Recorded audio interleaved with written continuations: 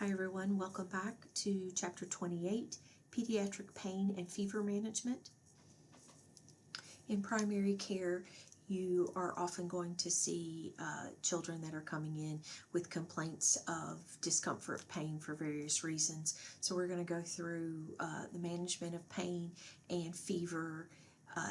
These are things that with experience you'll know more about, but I encourage you with any medication to pull out your reference, go to your vital signs section and make calculations based on what the dosage is, whether it's per milligram per kilogram or however it's dosed, but to take the time to calculate so that you know you're giving the right dosage to your pediatric patient.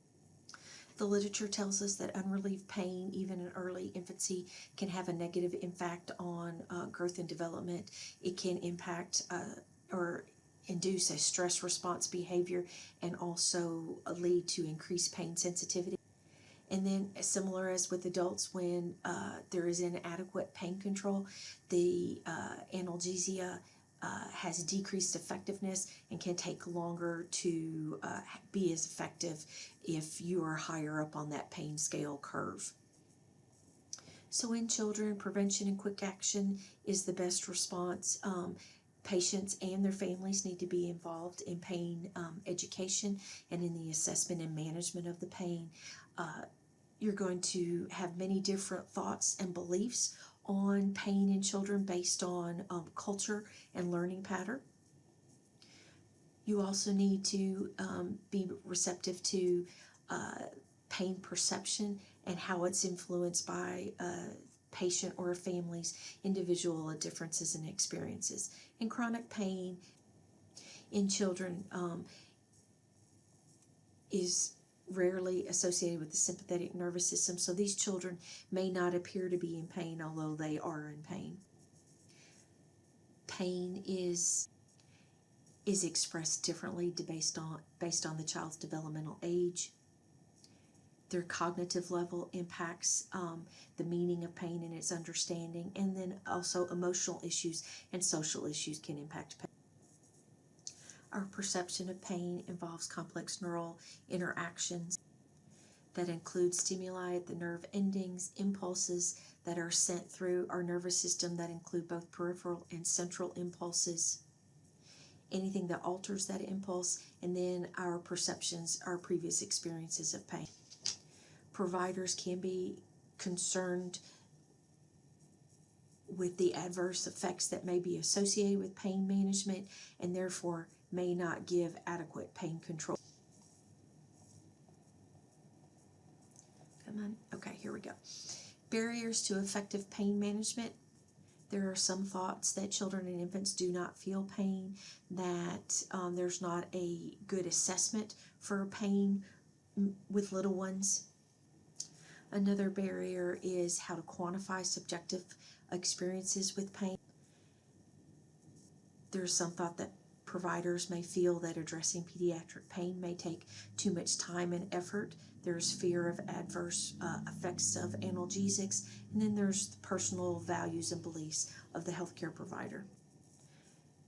Just a brief overview of pain. That pain can have a physiological, cognitive, and emotional component.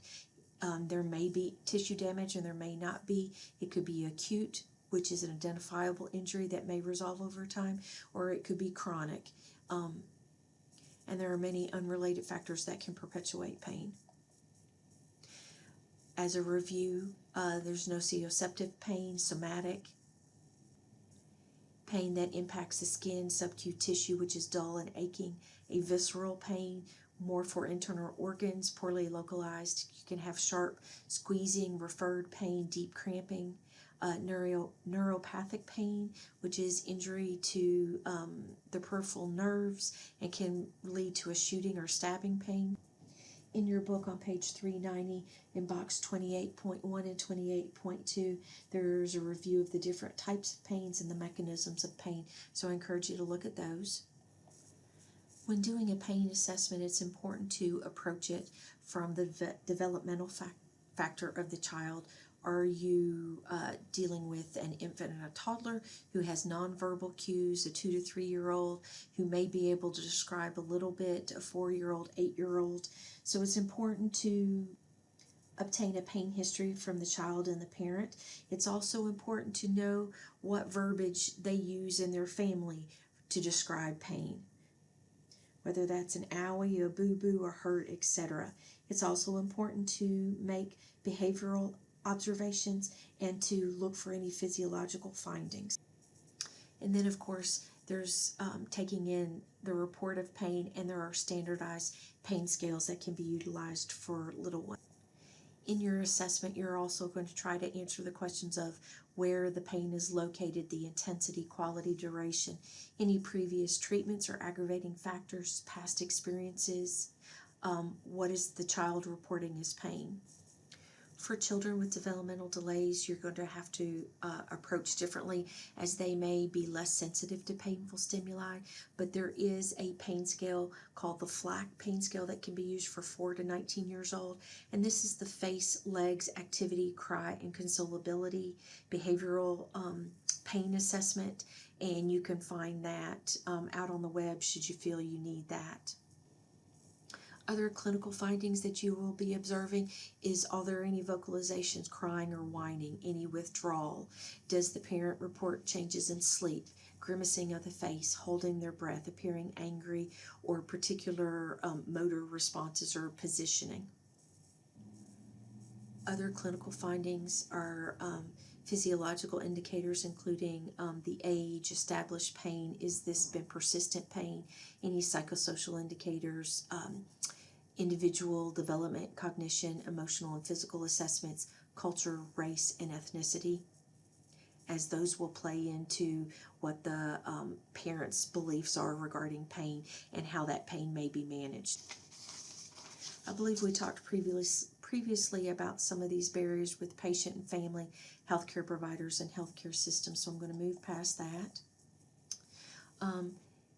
With our pain assessment, often it is self-reported, and that may be influenced by the situation, by the individual's knowledge of the attention that it needs, any side effects of pain, if there's any developmental delays. On page 392 in table 28.1, there are some commonly used pediatric pain scales that can be used for both observational pain and self-reported pain. So I encourage you to look at that.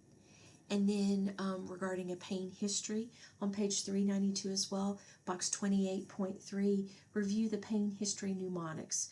QUEST is a mnemonic to question how to evaluate a child's pain. You question, use pain rating scales, evaluate behavior, secure parents' involvement, take cause of pain into account and take action and evaluate. And then another mnemonic is PAINed, which identifies the specific element, the what of the assessment, the place, amount, intensifiers, nullifiers, effects, and description. So review those in a little bit more detail, and that will help you when you are working on your HPI and your notes if you have a child that is experiencing pain. When you're doing your physical exam, you need to focus on, are there any behavioral indicators such as crying or whimpering, grimacing of the face?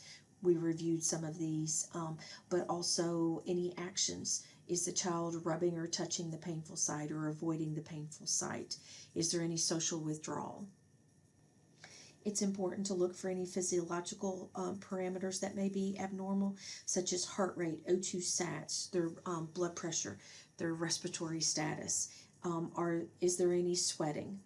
Is there paleness?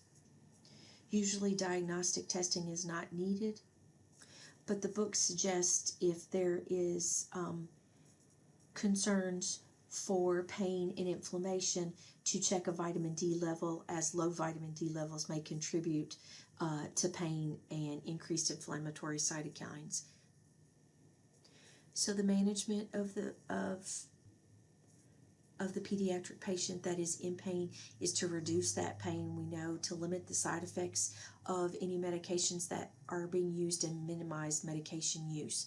And the goal is to improve function, increase satisfaction, enhance the recovery process, and provide a positive experience for the child in relationship to pain and how it'll be managed in the future. As we talked about previously, cultural components may be brought in to the management of pain, especially in different cultures. So when you are talking with your parents, it is very important to know what natural preparations they may be using or any other over-the-counter medicines, because there could be some interactions between the two. If an opioid is a medication that you are planning to use, we know that those come with side effects, and it's important to go on and plan to prevent those side effects, for example, constipation, nausea, or vomiting. So have a plan in place for your parent so that they know how to handle that. In the book on table 28.2, there is page 393, there's a good chart for common acute painful pediatric conditions and pain relief strategies. So I would encourage you to review that. For example, it talks about otalgia, ear pain. You could use Tylenol or an NSAID. You could also use warm compresses to the ear to help with pain. So review those. There can also be procedural pain if a child is going to undergo a procedure. They can have pain prior to, during, or after. So I encourage you to look in the book, page 394 and 395. There are examples of common pediatric painful procedures, some that are higher on the scale and some that are less on the scale, but can range from a circumcision to tape removal to suture removal to a lumbar puncture. So be sure and review those. And there's also a good table that talks about developmentally based procedural pain management. If you have a newborn, and depending on what you might be doing, how you might be able to manage it, and when the analgesic will be kicking in so the child is as comfortable as possible. We'll go through a few of those categories from that chart on these next couple of slides. But for acute pain management in children, some sensory motor techniques such as swaddling or using a pacifier, holding, or singing will help.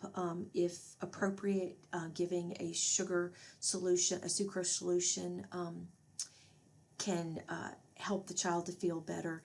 In children and adolescents, some cognitive behavioral strategies, relaxation, controlled breathing, physical strategies, applying heat or cold, pressure or massage, and then distraction. This slide has some prescribing guidelines for analgesics. For acetaminophen, for mild to moderate, you can give acetaminophen 10 to 15 milligrams per kilogram per dose every 4 to 6. And then for your anti-inflammatories, you can see the range there with that. We're not going to dwell on these, as these will be very specific to your patient, and you're going to be getting more guidance from your preceptor, but just reviewing so that you know what some of the different options are. Other options that are opioids for moderate to severe include codeine, Dilaudid, methadone, hydrocodone, oxycodone, and morphine. You can have local anesthetics. You can give benzodiazepine for muscle spasms. As we talked about earlier, it's important to know what herbal preparations are also being used, and to know, are these doses that are given around the clock or as needed. Age-related differences that go into play for the response of the medication given. With neonates and infants, there can be delayed hepatic metabolism. The glomerular filtration rate in little ones may be reduced. In toddlers and preschoolers, they may have an increased renal clearance. And then there, with neonates and infants, there can be decreased plasma binding, protein binding, which, depending on your medication that you're using, could be impacting that. With chronic pain or persistent pain, the child can have increased risk for depression. It can impact how they are doing in school, things that make them happy in life, hobbies, appetite, quality of life. There can be a central desensitization desensitization. If there's concerns for a pain disorder, it would be in more than one anatomical site. There could be significant distress. There's going to be an increase in the physiological factors, the onset severity of the pain. And a pain disorder does not involve a mood, anxiety, or psychotic disorder. Treatment for persistent pain can include NSAIDs, acetaminophen, and tricyclic antidepressants. SSRIs, opioids, anticonvulsants, and muscle relaxants may also be used. Gabapentin for neuropathic pain. And then the tricyclic antidepressants can be used for phantom pain, neuropathy, migraine nerve type pain. And a black box warning for pediatrics is antidepressants can increase the risk for suicide, so that's something important to be monitoring for both you and your parents to be aware. Non-pharmacological measures include relaxation, massage, biofeedback. These are all very beneficial to help with pharmacological therapy. And then the cultural component can come into play at this time. So discuss with your family their cultural beliefs on pain. It's also important to encourage normal activities, encourage the child to be proactive in their role in management of the pain, and it may require an interdisciplinary approach. Important for your parents is that pain medication should be taken as prescribed. It needs to be stored. If it's a narcotic, it needs to be stored under lock and key and properly disposed of when not being given anymore. It's important to talk with your parents about the myths of addiction and opioids. You may need to explain that pain management can include pharmacological and non-pharmacological methods, and that they each play an important role in pain management. For older children, it's important to discuss the use of alcohol and opioids, and then important to keep the primary care provider aware of any over-the-counter or herbal medications that are being used. Other things to consider is a taper dose of the pain medicine if they are on it for a longer period of time, so there are not any withdrawal effects. We talked previously about the pain curve, and it's important to take medications, and it will work more effectively and efficiently if it's taken before severe pain kicks in.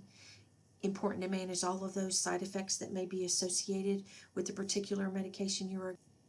Discuss with your parent and the child ways to monitor for overall improvement, and if pain is not improving, that follow-up is required.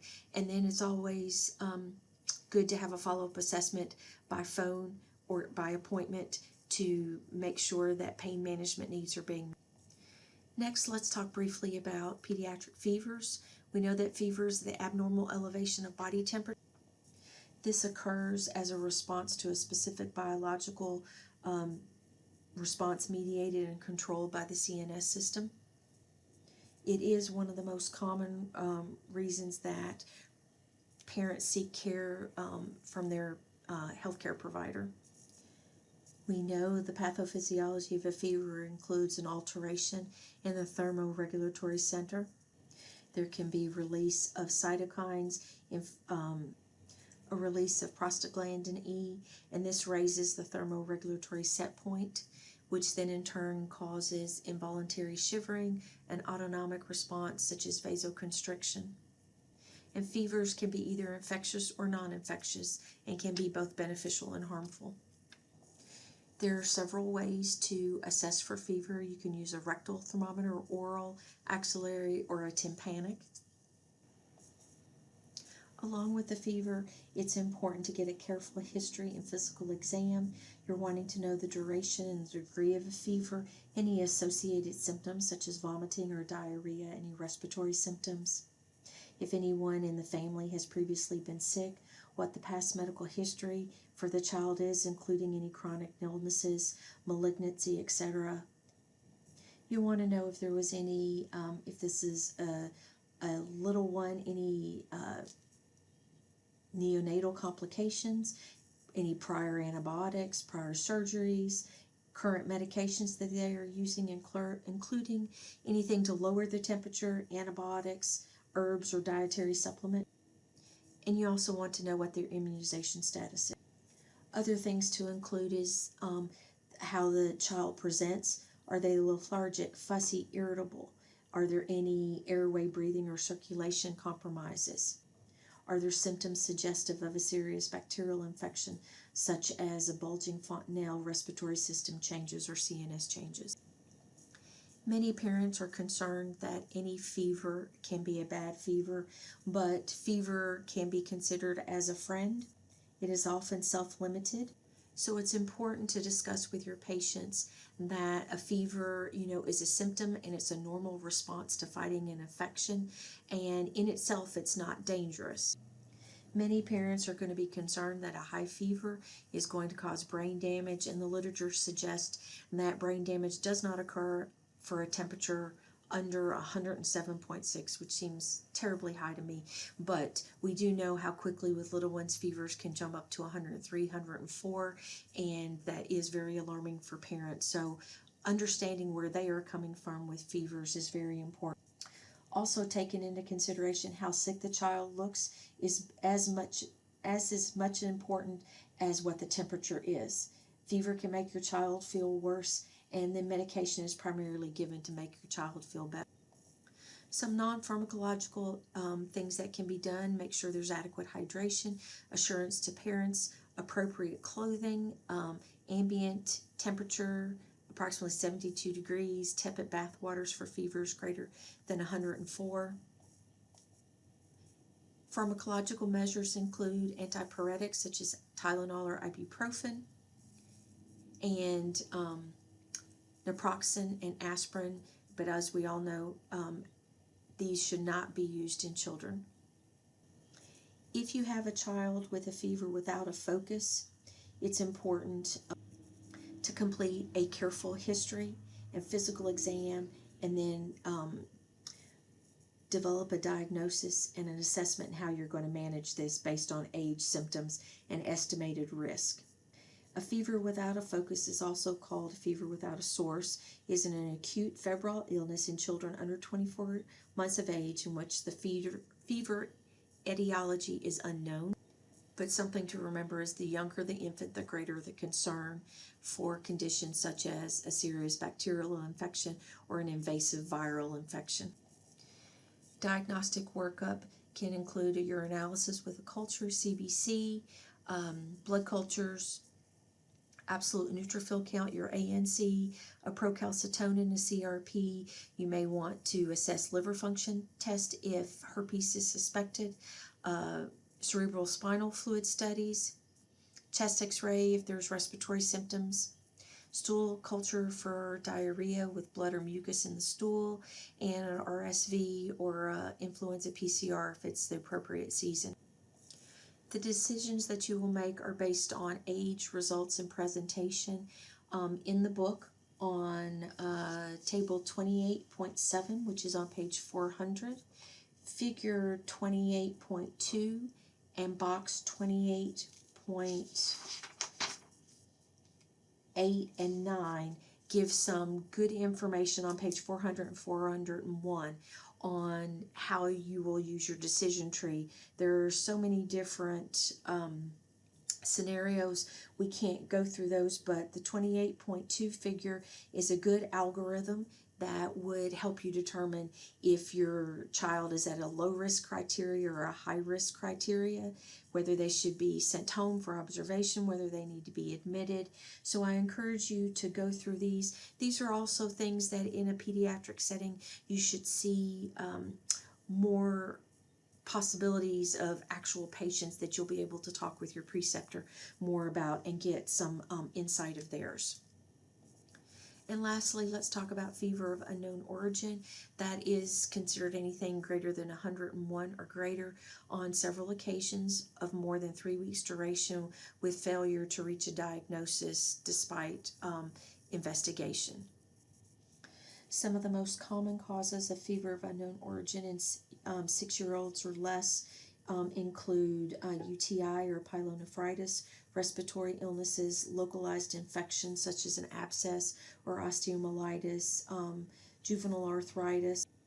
In adolescents, it could be TB, inflammatory bowel disease, autoimmune disorders.